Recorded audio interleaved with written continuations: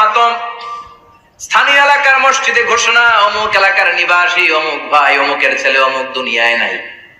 সব আত্মীয়রা চলে আসবে, ফেসবুকে স্ট্যাটাস দেয়া হবে, সবাই সবাইকে জানাবে বিকাল 4টায় অমুক হাই স্কুল ময়দানে আপনার জানাজা। ছুটে আসবে, সবাই ছুটে আসবে আপনাকে শেষ বিদায় দিতে, গুড বাই জানানোর জন্য, আল ওয়াদা, বিদায় জানাতে আসবে সবাই। 4 তাকবীর দিয়ে আপনার জানাজা হবে, অশ্রুসিক্ত জানাজায় আপনার বিদায় হবে।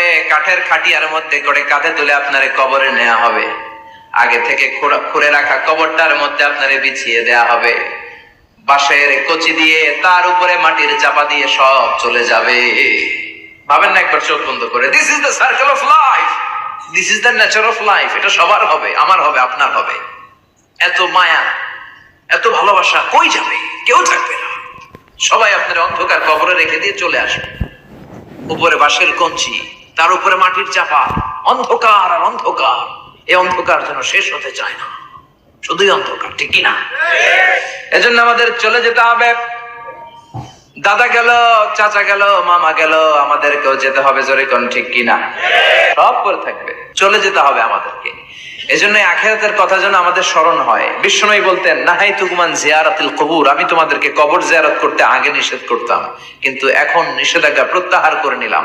এখন সব সময় তোমরা কবরের সামনে যাবা আর জিয়ারত করবা। কবরস্থানে যান তো? যান আপনারা? একটু যাবেন, একটু গেলে আখিরাতের কথাটা স্মরণ হবে। ওখানে ছোট শিশুরা শুয়ে আছে, কিশোর যুবকরা আছে, আপনার মতো তাগড়া যুবক, মুরব্বীরা আছে। এরা এই এলাকায় থাকতো, এরা আকাশ থেকে নেমে আসে না, এই এলাকার সন্তান, আজ নাই। একটা সার্টেন পিরিয়ড শেষে আপনিও থাকবেন না। This is the nature of life, this is the circle of life.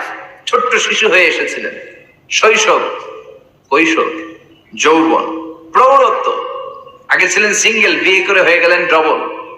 এরপরে আল্লাহ আপনাকে একটা মেয়ে দিল, এরপরে মেয়েকে বিয়ে দিয়ে শ্বশুর হলেন, এরপরে ওই মেয়ের ঘরে সন্তান হতে নানা হলেন। আর কতদিন? অনেক দিন হলো তো, অনেক লম্বা সময় পেয়েছেন আপনি। Think about that.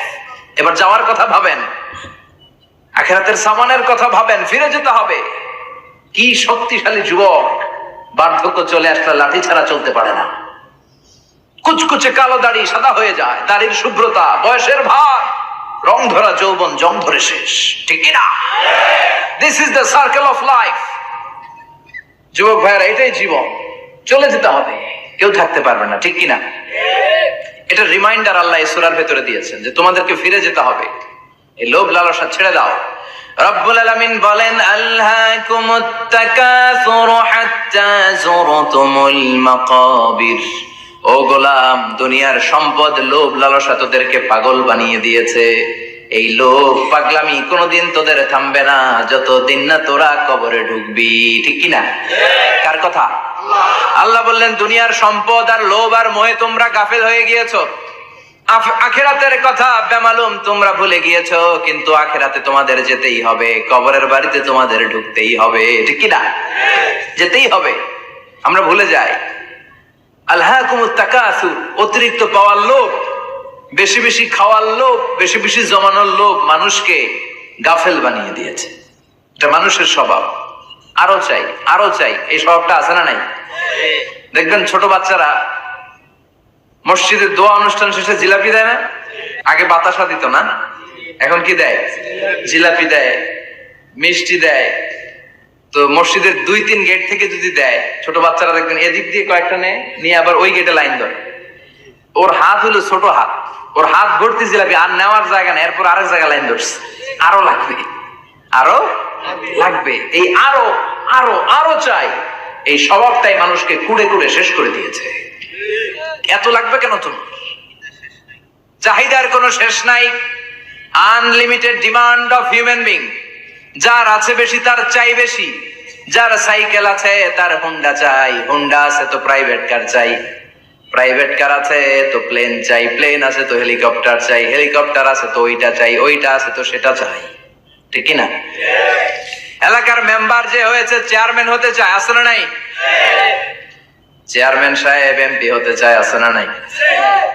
এমপি সাহেব মন্ত্রী হতে চায়, আছে না নাই? তো মানুষের চাহিদার কোনো শেষ নাই। যার আছে বেশি তার চাই বেশি। এজন্য বিষ্ণু নবী বলেছেন উনজুরু ইলা মান হুয়া আসফালা মিন, তোমার চেয়ে যে খারাপ আছে ওর দিকে তাকাও। ওয়ালা তানজুর মান হুয়া আ'লা মিন, তোমার চেয়ে যে ভালো আছে ওর দিকে তাকায়ও না, তোমার চেয়ে যে খারাপ অবস্থানে আছে ওর দিকে তাকাও। অনেকে নিজের অবস্থান নিয়ে সুখী না, এরকম আছে না নাই? আল্লাহ আমার এটা দিল না রে, ওইটা দিল না রে, পাইলাম না রে, কিচ্ছু হয় না, কি করবো জীবনে, হতাশ। আসলে আছে কিন্তু অনেক, কিন্তু শুকরিয়া নাই, টাকা ঠিক কিনা? নিজের অবস্থান নিয়ে সুখী না, কিন্তু অনেক লোক আছে তারা আপনার অবস্থানে পৌঁছতে চায়। তাদের দিকে তাকিয়ে দেখেন, আপনি যে অবস্থানে আছেন এই অবস্থানে পৌঁছাটা অনেকের কাছে স্বপ্ন। তারা প্রতিনিয়ত সংগ্রাম আর স্ট্রাগল করে যাচ্ছে আপনার অবস্থানে পৌঁছতে, আর আপনি এটা নিয়ে সন্তুষ্ট না। শেখ সাদির নাম শুনেছেন? বালাগাল উলা কাশাফাত দুজা, এই কবিতাটার রচয়িতা ইরানের বিখ্যাত এক কবি। উনি একবার আর্থিক সমস্যার মধ্যে দিয়ে সময় কাটাচ্ছেন, টাকা নাই, পয়সা নাই, পায়ে দেওয়ার মতো জুতা নাই। উনি খুব দুঃখ পেলেন, হায় রে, আমি ইরানের এত বড় কবি, আমার পায়ে দেওয়ার মতো জুতা নাই। দুঃখ ভরা মন নিয়ে রাস্তায় হাঁটতে বেরোলেন। হাঁটতে হাঁটতে হঠাৎ দেখলেন একটা লোক শুয়ে শুয়ে কাঁদছে, ওই লোকটার দুইটা পাই নাই, পাই নাই। উনি সেজদায় পড়ে গেলেন, আল্লাহর কাছে ক্ষমা চাইলেন, আল্লাহ অনেক দিয়েছো, শুকর আলহামদুলিল্লাহ। এজন্য যেই পরিস্থিতিতেই থাকি না কেন আমরা কি পড়বো? জোরে বলেন, কি পড়বো?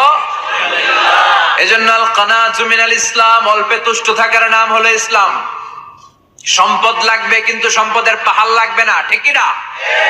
অল্প খান, অল্প পড়েন, অল্প জমান, অল্পের ভেতরে বরকত ঢুকাইয়া দিছে কে? দেখবেন যাদের সম্পদ অল্প তারা সুখী বেশি। জরিপে এটা দেখা গিয়েছে, অনেক সার্ভেতে এটা এসেছে, যারা সম্পদশালী এরা দুঃখী বেশি, এদের দুঃখ বেশি, টেনশন বেশি। খুব স্বাভাবিক, টাকা যার বেশি রোগ তার বেশি, টাকা যার বেশি টেনশন তার বেশি, টাকা যার বেশি ঘরে শান্তি তার কম।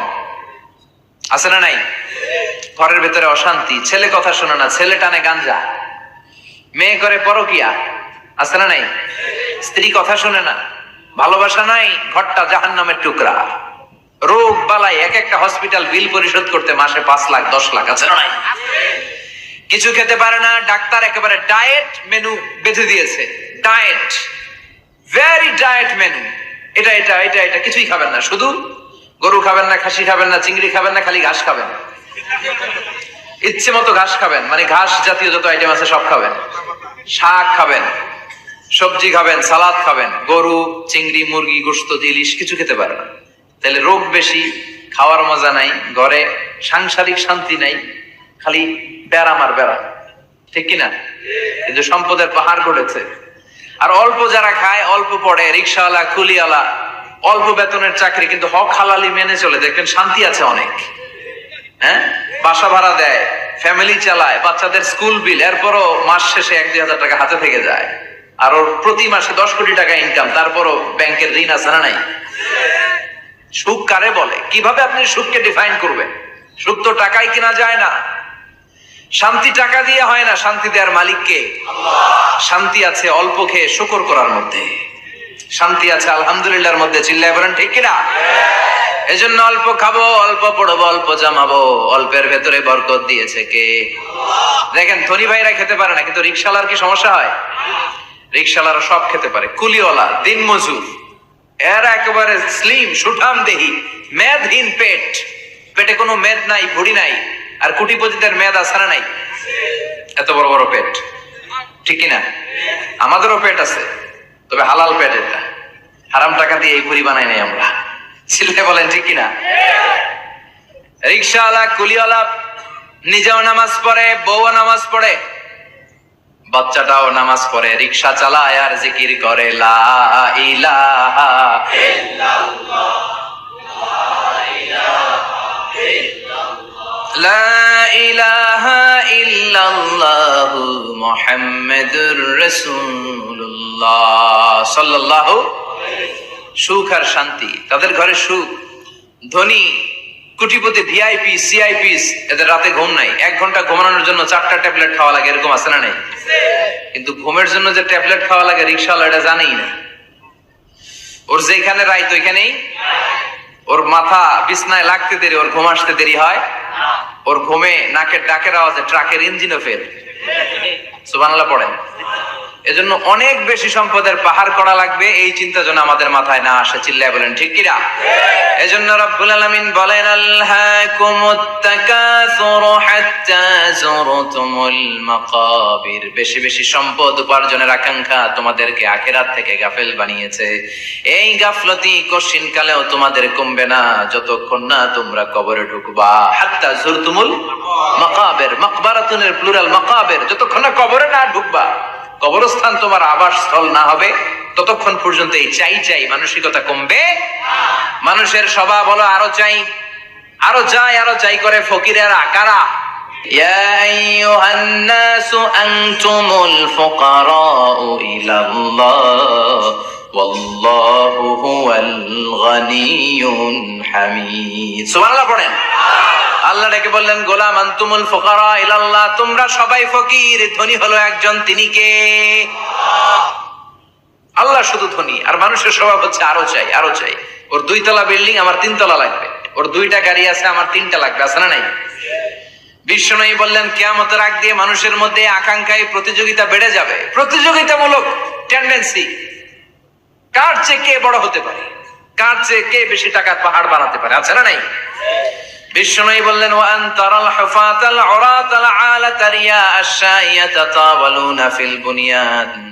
কিয়ামতের আগে এমন কিছু লোক যাদের গায়ে দেওয়ার মতো জামা ছিল না, পায়ে দেওয়ার মতো জুতা ছিল না, পেটে দেওয়ার মতো খাবার ছিল না, সমাজের কেউ তাদেরকে চিনতো না। হঠাৎ করে এই লোকগুলো ধনী হয়ে যাবে। And they will start to construct, they will compete to construct high rises building in the cities. শহরে গ্রামে এরা বড় বড় বিল্ডিং বানানো শুরু করবে। এই উঁচা উঁচা বিল্ডিং আমাদের সমাজে আছে না নাই? আজ থেকে 20 বছর আগে ছিল। আমি তো 20 বছর আগে যখন আসছি কিছুই ছিল না, খালি পানি আর পানি। আর এখন 2 তলা 3 তলার অভাব নেই। গরিপুর পাশে না আপনাদের? এদিকে গরিপুর, বিল্ডিং এর পর বিল্ডিং। আমি যখন ঢাকা যাই দেখি গরিপুর আসতেছে, মানে গরিপুরের বিল্ডিং আর শহরগুলো আস্তে আস্তে হাইওয়ের পাশাপাশি চলে আসতেছে। প্রতি বছর আইসা দেখি কিছু আগাইছে, 2-3 বছর পরে এইটা একেবারে হাইওয়ের সাথে চলে আসবে। খেয়াল করছেন? ঢাকা যাওয়ার সময় গরিপুর আগাইতেছে, খালি গরিপুরের বিল্ডিং, গরিপুরের শহর আগাতে আগাতে আগাতে ঢাকা চট্টগ্রাম মহাসড়কের কাছাকাছি চলে আসছে। এই যে বিল্ডিং বানানোর প্রতিযোগিতা, কুমিল্লা শহরে আজ থেকে 20-25 বছর আগে 5 তলা 6 তলা একটা বিল্ডিং ছিল না, এখন 10 তলা 20 তলা। আছে না নাই? ঢাকায় আজ থেকে 20 বছর আগে 10 তলা বিল্ডিং খুঁজে পাইতেন আপনি? নাই। গোটা বিশ্বব্যাপী এখন টাওয়ার বানানোর প্রতিযোগিতা। বিশ্বনবী বললেন, এদের কোনো টাকা ছিল না।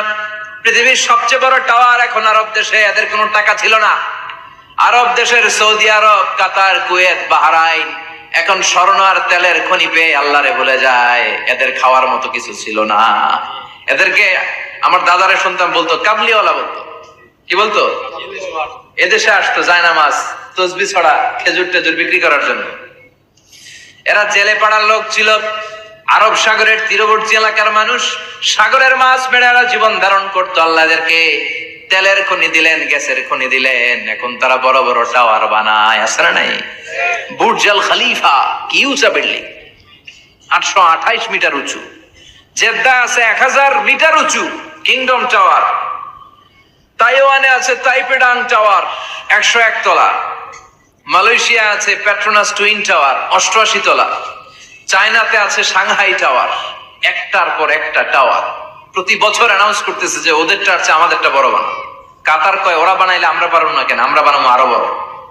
আছে না নাই? শাগালাতকুমুত তাকাসুর, এই যে আরো লাগবে, আরো বড় হতে হবে, এই টেন্ডেন্সি মানুষকে আখিরাত থেকে একেবারে গাফেল বানিয়ে দিয়েছে। চিল্লায় বলেন ঠিক কিনা? টাকার পাহাড় বানাতে চায়, দরকার থাকলেও চায়, না দরকার থাকলেও চায়। বর্তমান পৃথিবীর সবচেয়ে ধনী লোকটার নাম জানেন? কি নাম? হ্যাঁ, বিল গেটস। ওর যে কত টাকা ও নিজেও জানে না। ওর পকেট থেকে যদি $100 একটা বান্ডিল পড়ে যায়, এটা তুলতে ওর যত সময় লাগবে, ও না তুলে যদি হেঁটে, যে আইডিয়া নিয়ে হাঁটতেছিল ওইটা নিয়ে হাঁটে, ওইদিকে আরো বেশি ইনকাম হয়ে যাবে। এত টাকা তার, এটা তোলার সময় তো তার নাই। ওয়ারেন বাফেট নাম শুনছেন? হাজার হাজার কোটি ডলারের মালিক। Prince Waleed bin Talal, Saudi ধনকুবের নাম শুনেছেন? ওর একটা বিমান আছে, প্রাইভেট জেট প্লেন। এই বিমানটার 70% মেড অফ গোল্ড। বিমানের 70% স্বর্ণ দিয়ে বানানো। গত কয়েক বছর আগে আমি ব্রুনাই গিয়েছিলাম। ব্রুনাইয়ের সুলতানের নাম হাসান আল বালখিয়া। উনি একটা প্যালেস আরবিতে বলে কাসার, মানে হচ্ছে রাজপ্রাসাদ। পৃথিবীর সবচাইতে বড় রাজপ্রাসাদ ব্রুনাইতে বান্দার সিরি বেগাওয়ানে অবস্থিত। আমি গিয়েছি ওখানে। প্রায় 1800 থেকে 2000 কক্ষ আছে ওই প্যালেসে, রাজপ্রাসাদে। ওই রাজপ্রাসাদের টয়লেটের কমোড গুলো মেড অফ গোল্ড, স্বর্ণ দিয়ে বানানো। নাউজুবিল্লাহ পড়বেন না? এই হাসান আল বালকিয়া নিজে বিমান চালায়। ওর সংগ্রহে 500টা রোলস রয়েস লাক্সারিয়াস কার আছে। 500 রোলস রয়েস। গুগল ইউটিউব যারা করেন সার্চ দিয়ে দেখবেন ওর কি পরিমাণে গাড়ি। রোলস রয়েস গাড়ি হচ্ছে one of the luxurious car in the world. Car ব্র্যান্ডের মধ্যে যত দামি কার ব্র্যান্ড আছে এর মধ্যে রোলস রয়েস একটা, যেগুলোর দাম কমসে কম এদেশের টাকায় 8 কোটি থেকে 10 কোটি টাকা। আচ্ছা বলেন, এই গাড়িগুলো যারা হাই প্রোফাইলের ভিআইপিস, তারা ফ্যামিলির সবাইকেও যদি একটা করে গাড়ি দেয়, একজনের কয়টা গাড়ি দরকার? 5টা, 10টা, 20টা? বললাম যে 20টা গাড়ি লাগবে ওনার। 500 গাড়ি দিয়ে উনি কি করবে? তার সংগ্রহে 500টা রোলস রয়েস। স্বর্ণেরও গাড়ি আছে, তার স্বর্ণের পালঙ্ক আছে, আমি দেখে এসেছি। পোরশে, ফারারে, লাম্বরগিনি, এই টাইপের যে ব্র্যান্ড গুলো আছে, অভাব নাই। তার মানে আছে, যার বেশি চায় তত বেশি। চিৎকার করে বলেন ঠিক কি না? এজন্য আল্লাহ বললেন আল্লাহকুমুত তাকাসুরু হাত্তা যুরতুমুল মাকাবির। দুনিয়ার লোভ তোমাদেরকে আখিরাত থেকে গাফেল বানিয়ে দিয়েছে। দুনিয়ার লোভ লালসার মধ্যে পড়ে আখিরাতকে বেমালুম তোমরা ভুলে গিয়েছো। এই গাফলতি কোনোদিন কমবে না যতদিন না তোমরা কবরে ঢুকো। ঠিক কি না? সম্পদ উপার্জনে ইসলাম বাধা দেয় না, কিন্তু সম্পদ হৃদয়ে স্থান দেয়া যাবে না। সম্পদ উপার্জন করতে হবে, খরচ করে ফেলতে হবে। বেশি সম্পদশালী হতে হলে আল্লাহর সন্তুষ্টির জন্য যাকাত দিতে হবে। কে দিতে হবে? দে জাকাত তোরা দে রে জাকাত, তোর দিল খুলবে পরে আগে খোলো খাত। দে জাকাত তোরা দে রে জাকাত। ঠিক কিনা? দিল পরে খুলবে, আগে হাত খোলেন। হাত খুললে দেখবেন দিলটারে খুলে দিয়েছে কে? সাইয়েদনা মুসা আলাইহিস সালামের জামানায় ওনার চাচাতো ভাই ছিল মিশরের সবচাইতে বড় ধনী, যাকাত দেয় নাই। তার কি করুণ পরিণতি হয়েছে কোরআনে আছে না নেই? এত সম্পদ ছিল, তার সম্পদগুলো সে সিন্ধুকে আটকে রাখতো। আর এই সিন্ধুকের চাবিগুলো আলগানোর জন্য, কাঁধে নেওয়ার জন্য 10 জন লোক লাগতো। সিন্ধুক কাঁধে নেওয়ার জন্য, সিন্ধুকের চাবির গোছা কাঁধে নেওয়ার জন্য কয়জন? তাহলে কি পরিমাণ সম্পদ ছিল? সাইয়েদনা মুসা বললেন, সম্পদের মালিক তুই হস নাই, আল্লাহ বানাইছে। কারণ বলে ইন্নামা উতিতুহু আলা ইলমিন ইনদি, আল্লাহ আমারে সম্পদ দেয় নাই, আমি আমার মেধা খাটিয়ে সম্পদ বানিয়েছি। যাকাত আমি দিব না। মুসা বললেন তাহলে আযাবে পড়বি, কারণ কই পারলে আযাব আন, পারলে আযাব আন।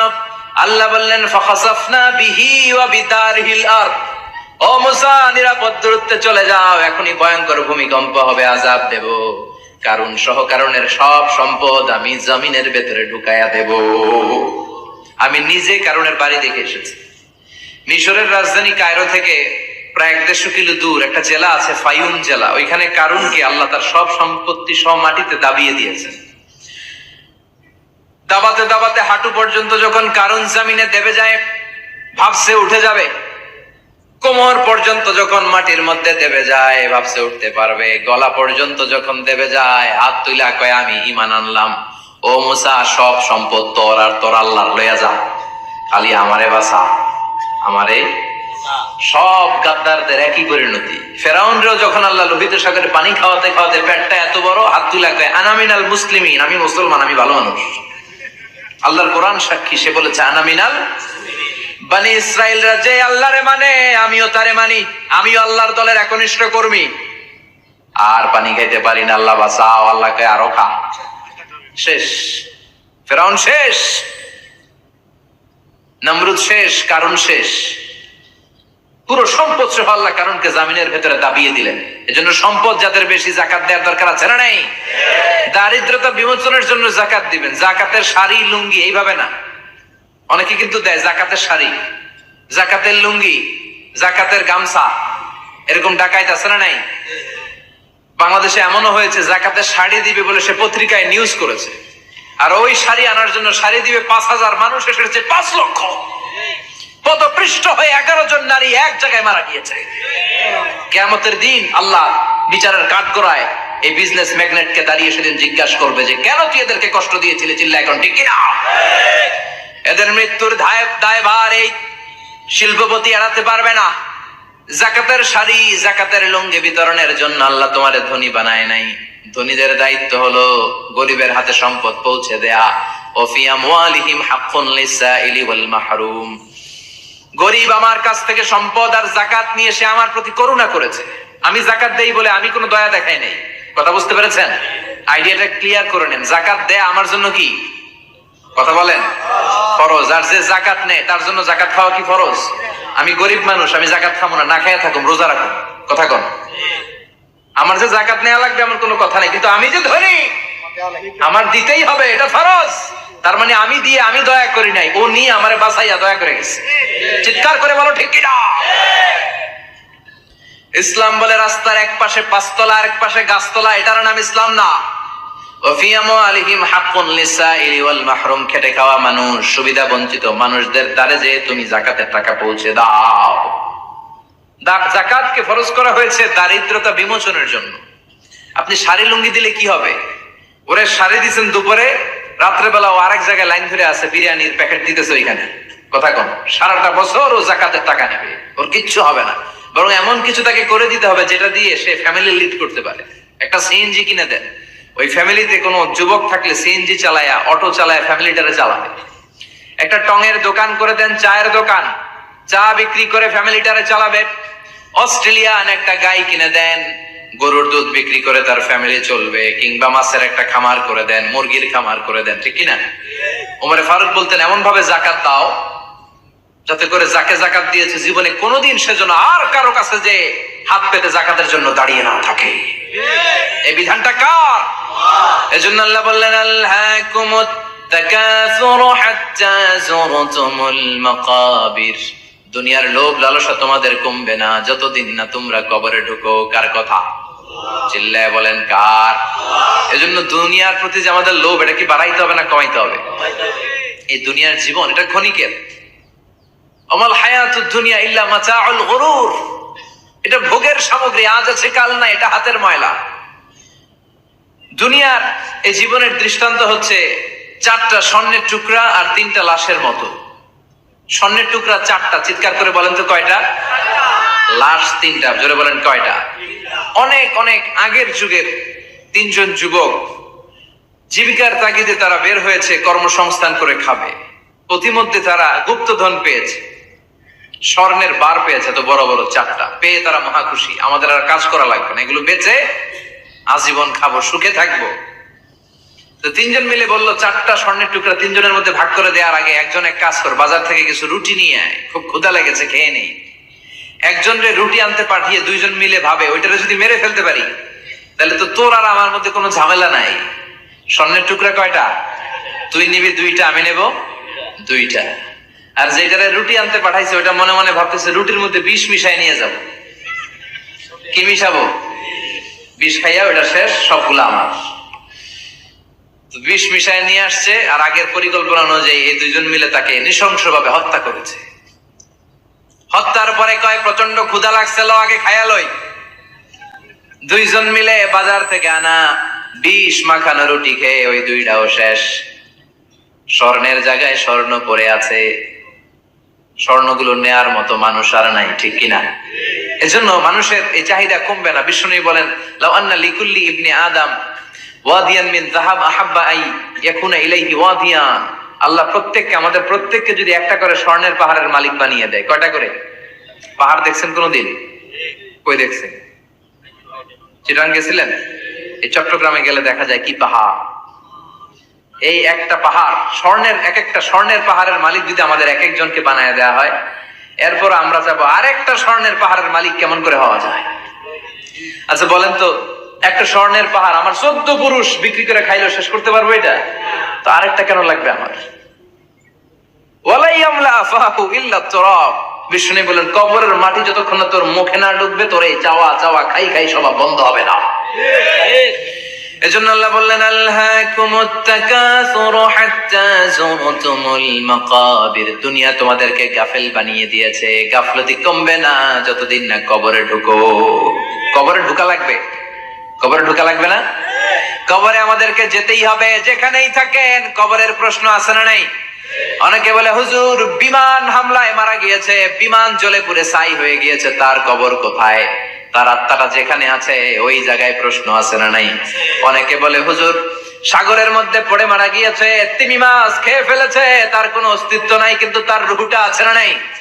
প্রতিটা রুহু সংরক্ষণ করে কে? প্রত্যেকটা আত্মা আল্লাহর কাছে সংরক্ষিত থাকে। প্রতিটা রুহু, প্রতিটা মানুষ মালাকুল মাউতকে দেখতে পায়।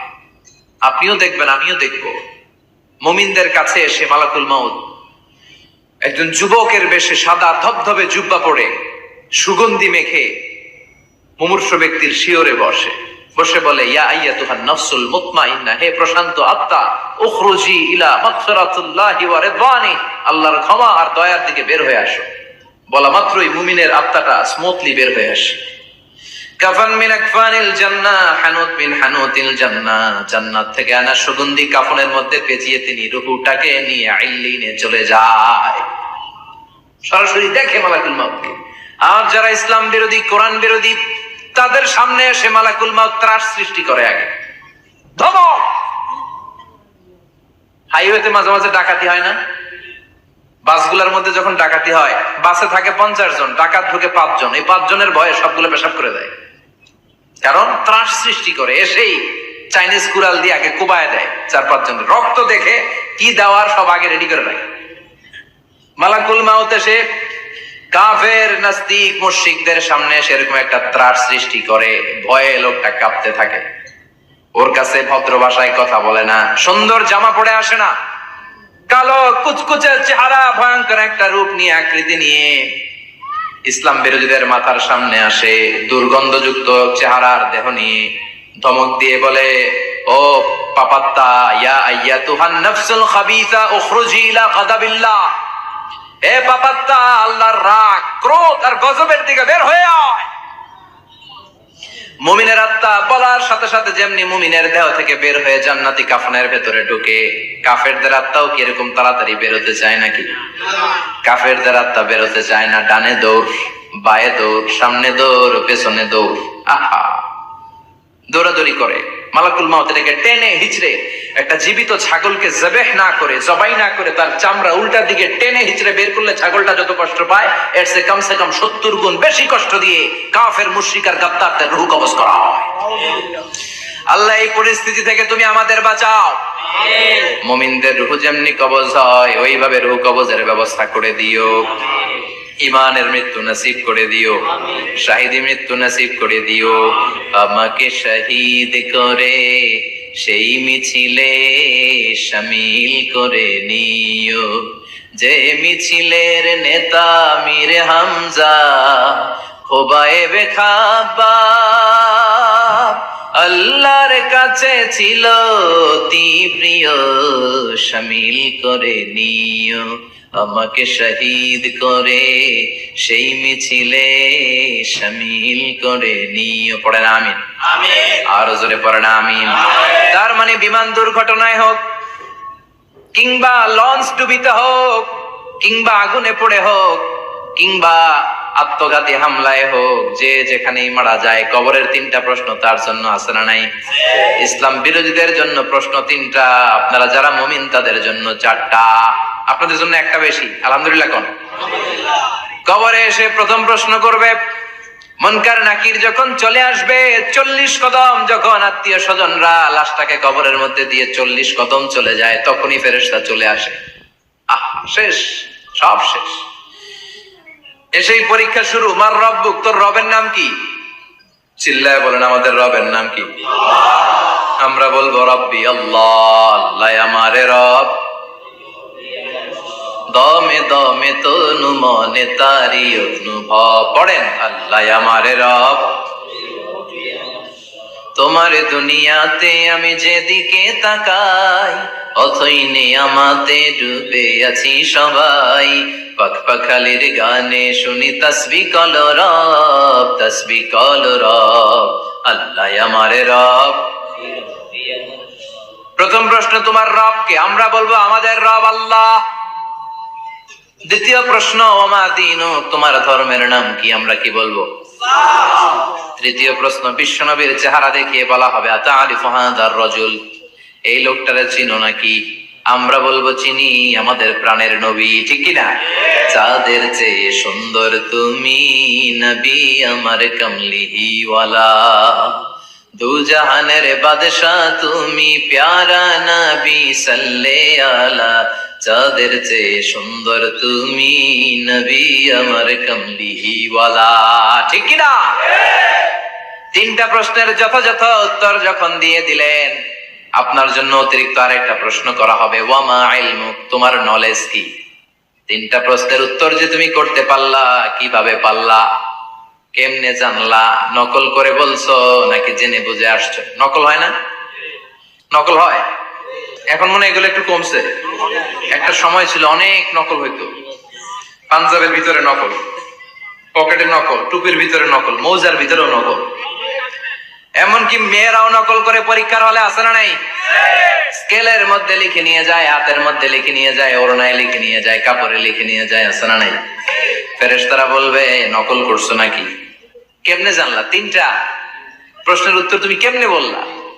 আল্লাহ তোমার রব, ইসলাম তোমার ধর্ম, এই লোকটা বিশ্বনবী, কেমনে চিনলা? আপনাকে তখন বলতে হবে আমি কোরআন থেকে শিখেছি, আমি হাদিস থেকে শিখেছি, আমি ইসলাম জেনে বুঝে মেনেছি, আমি আন্দাজে কোথাও ঘুরি নাই। চিল্লায় এখন ঠিক কিনা? আপনাকে বলতে হবে, এজন্য শিখতে হবে, প্রতিনিয়ত ইসলাম সম্পর্কে জানতে হবে, আখের গোছাতে হবে, জীবনটাকে আলোকিত করতে হবে। চিল্লায় বলেন ঠিক কিনা? চারটা প্রশ্নই যখন হয়ে গেল, ফেরেশতারা বলবে আহলান ওয়া সাহলান ওয়া মারহাবান বিক, খোশামদেদ, কংগ্রেচুলেশন, খোশামদেদ, কংগ্রেচুলেশন। সব প্রশ্নের উত্তর তুমি পেরেছো।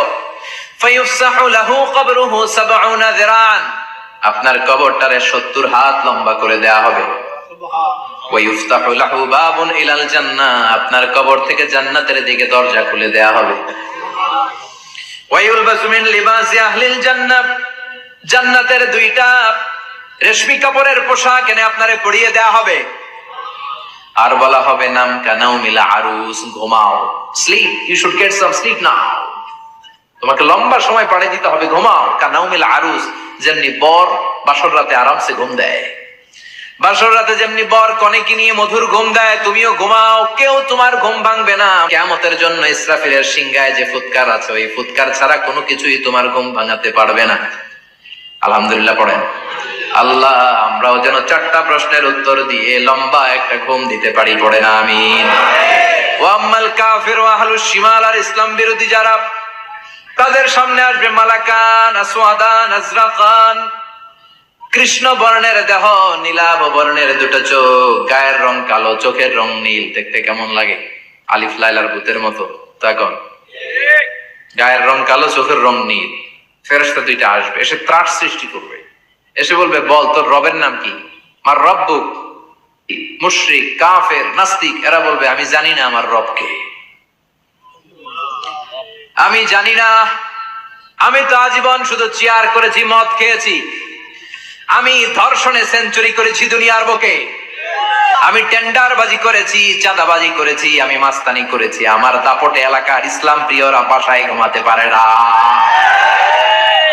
আমি ছিলাম টেন্ডারবাজ, আমি ছিলাম গডফাদার, সন্ত্রাসীদের লিডার, আমি ছিলাম ডন, আমি ছিলাম ডনের ডন,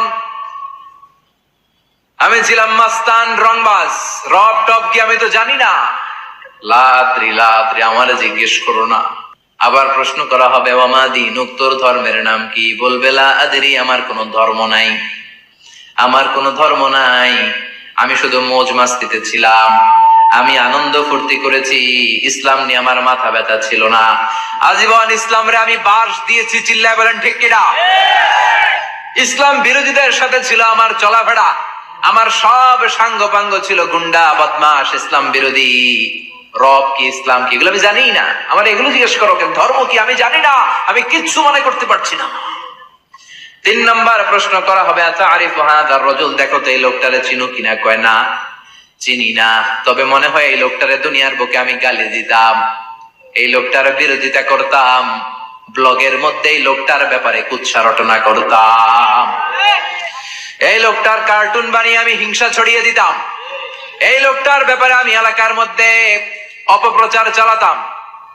ফেরেশতারা বলবে তাই, এই ছিল তোর ডিউটি, দাঁড়া এখনই আমাদের খেলা শুরু, এখনই শুরু। ফায়ুতরাকু বিমাতারিকা মিন হাদিদ, লোহার একটা হাতুড়ি দিয়ে মাথা থেকে পা পর্যন্ত পিটানো হবে, পিটিয়ে ওর গোশতের হাড্ডিগুলোকে থেতলে ফেলা হবে।